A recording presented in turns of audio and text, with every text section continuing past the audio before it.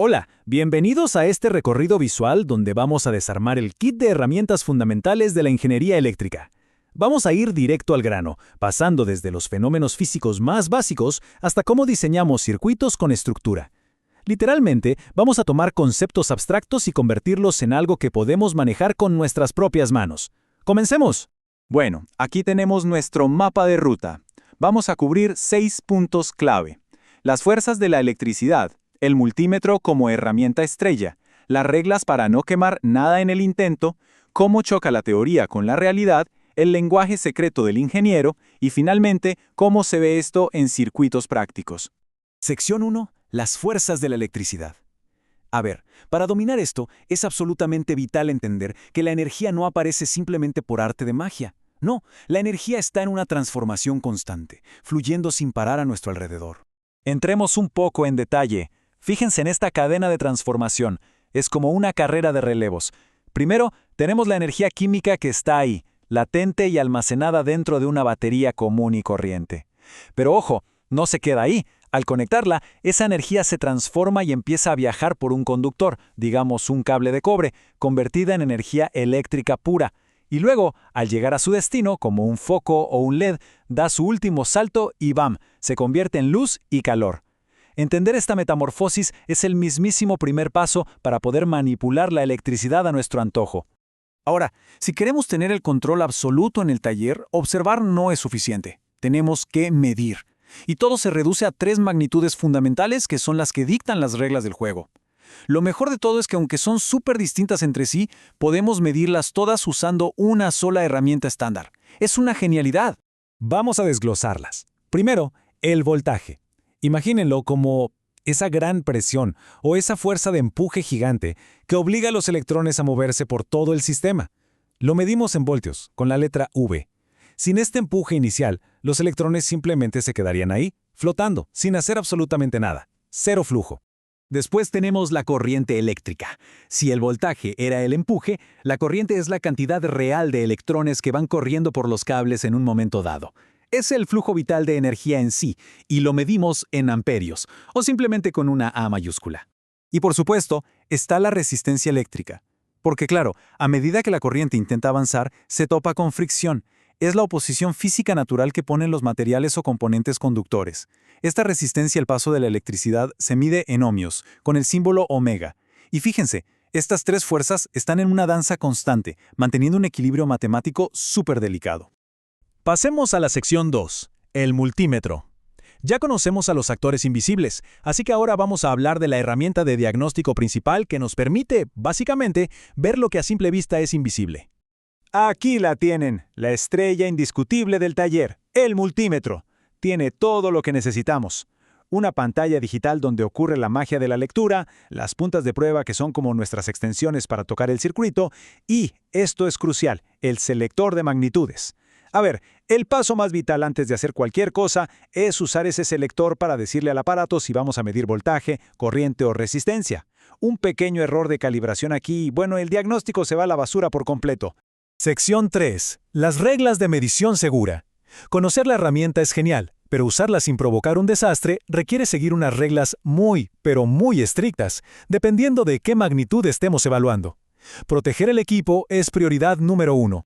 Ojo aquí con las diferencias en los procedimientos. Para medir el voltaje en una batería necesitamos hacer contacto directo en los bornes, y es súper importante respetar la polaridad. Positivo con positivo, negativo con negativo. Ahora, si vamos a medir resistencia, la cosa es mucho más relajada en ese aspecto. Solo tocamos los extremos del componente y ya está, sin preocuparnos por polaridades porque la resistencia física no tiene una dirección inherente. Pero cuidado, cuando nos toca medir la corriente, entramos en una situación de alto riesgo. Es un escenario completamente distinto que exige muchísimo más respeto y un manejo totalmente diferente para no terminar con un problema grave en el taller. Miren esta regla de oro. Y de verdad, jamás se debe ignorar. Para medir la corriente en amperios, es absolutamente obligatorio abrir el circuito.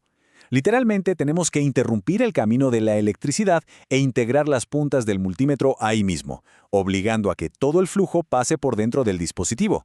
Si no abrimos el circuito e intentamos medir la corriente como si fuera voltaje, bueno, hay un riesgo altísimo de arruinar el multímetro permanentemente con un cortocircuito. Vamos a la sección 4, teoría contra realidad. Ya tenemos claras las reglas de medición. Ahora veamos cómo lo que nos promete el hardware se compara con lo que realmente pasa frente a nosotros en el banco de trabajo. En el mundo de la ingeniería, jamás asumimos que algo es perfecto de fábrica. Un fabricante puede pintar un código de colores muy lindo en una resistencia indicando su valor teórico, pero eso es solo una aproximación. Ese número siempre, sin excepción, tiene que pasar por la prueba de fuego. Debe contrastarse con el valor experimental, que es el dato duro y real que nos lanza el multímetro. Y es increíblemente fascinante ver esta validación en tiempo real. Fíjense, si tomamos una resistencia y la pantalla del multímetro nos marca, digamos, 329 ohmios, podemos compararlo con la teoría dictada por el código de colores, y nos damos cuenta de que los valores casi ni difieren. Esta pequeñísima variación es simplemente el margen de tolerancia natural que tiene el componente físico. Hacer esta simple verificación nos asegura que todos nuestros cálculos posteriores van a ser correctos. Sección 5. El lenguaje del ingeniero. Ya probamos y diagnosticamos componentes físicos individuales. Ahora vamos a dar el gran salto intelectual hacia el diseño y la planeación estricta. Piénsenlo, sería imposible compartir ideas para diseñar sistemas inmensos sin un idioma universal. Así que tomamos esos componentes físicos de nuestra mesa, como una batería cilíndrica, un alambre o una resistencia, y los abstraemos por completo. Los traducimos a símbolos esquemáticos estandarizados, unas líneas paralelas para la fuente de poder, una línea continua y recta para el cable y esa línea en zigzag típica para la resistencia. Es, literalmente, la caligrafía del diseño eléctrico. Y cuando unimos todos esos símbolos, obtenemos un plano completo que refleja excelentes prácticas. No solo trazamos el recorrido con líneas ordenadas para los cables, sino que además colocamos los valores eléctricos precisos justo al lado de cada símbolo, como esos 3 voltios junto a la batería. Esto es hacer las cosas bien. Permite que cualquier persona, en cualquier parte del mundo, pueda replicar el sistema de manera exacta y sin adivinar nada. Y llegamos a la sección final, circuitos en la práctica.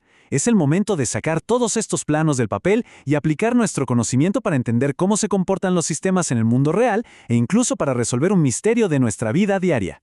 Empecemos viendo un circuito básico con conexión en serie. Aquí, la electricidad tiene un único y exclusivo camino por el cual viajar. Así que el problema conceptual de este diseño es bastante evidente. Si se quita un foco o si uno se daña, ¡pum!, el circuito entero se abre. De forma instantánea, la corriente se detiene y todo el sistema deja de funcionar. Es una estructura súper vulnerable a los fallos, como un dominó. Entonces, esto nos lleva naturalmente a una pregunta súper interesante.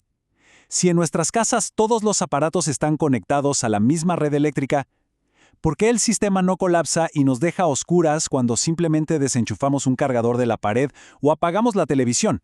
Bueno, el gran secreto de nuestras instalaciones modernas está en las conexiones en paralelo.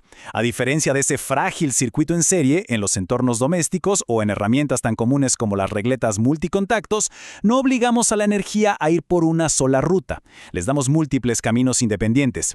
Así que, si retiramos un enchufe, no pasa nada. La electricidad simplemente fluye por los otros carriles disponibles, garantizando que el resto de las cosas sigan funcionando sin interrupciones. Un brillante concepto de diseño que nos soluciona la vida. Para cerrar, lograr el dominio verdadero de la electricidad significa sintetizar 3 grandes pilares: comprender a fondo esas magnitudes invisibles y sus reglas, ejecutar diagnósticos con el multímetro con precisión milimétrica y tener la capacidad de abstraer ideas en diagramas universales. Con estas bases consolidadas, la imaginación es el único límite. Sabiendo ahora cómo moldear y dirigir esta energía, ¿cuál será la próxima gran solución tecnológica que seremos capaces de diseñar?